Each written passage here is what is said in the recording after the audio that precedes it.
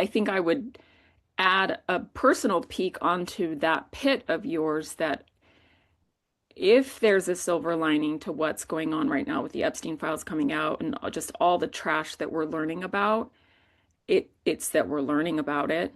It's Yeah. that it's out in the open. It's that we can start talking about it to try to solve Mm. it, to try to fix things on whatever level we can. But it's, all you have to do is look at that photograph of Pam Bondi not acknowledging the line of victims behind her Hmm. to know that it is an uphill climb. And like you said, Yeah. like it feels like we are nowhere near Yeah.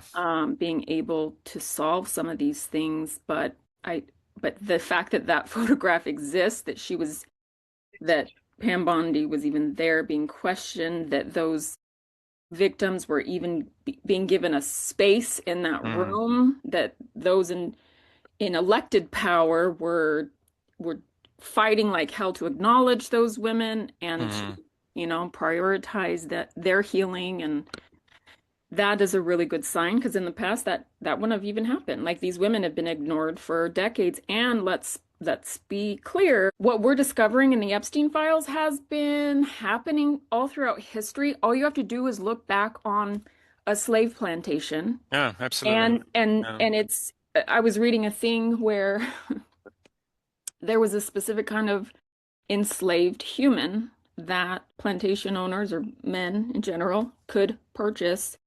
They were sold for like 3 times the cost of a regular quote unquote slave. They were called fancy girls. Mm. That was the name. That was the legal name. They were Mm. fancy girls. And they were basically sex slaves, is Yeah. what they were. Yeah. So what has been happening behind the scenes that we're all learning about with the Epstein files, this has been going on throughout history. We've got to we've got to say enough is enough. But Mm. I share your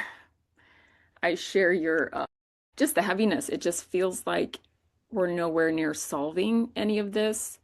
It's so much. It's so hard. Like this is so heavy what we're Yeah. dealing with right now. So I'm with you. Yeah. And I try to continually be aware of, my my relative separation from the real consequences of it, and remember that I'm peripherally affected by all of this simply because I want to live in a world where this kind of shit doesn't happen. Um, and so as I find myself feeling this heaviness, I try to remind myself that uh, what I'm feeling is largely just a product of simple human empathy, Yeah. and I'm not actually affected by it. And that That's what, that ought to be my motivation to do more, yeah, right? To know that I'm not actually taking these punches. sure. I'm watching other people take these punches. Yeah. And so that ought to be a motivation for me to do more, to be more, to step up and Hmm. actually participate more in making this kind of stuff be less possible in the future. Yeah.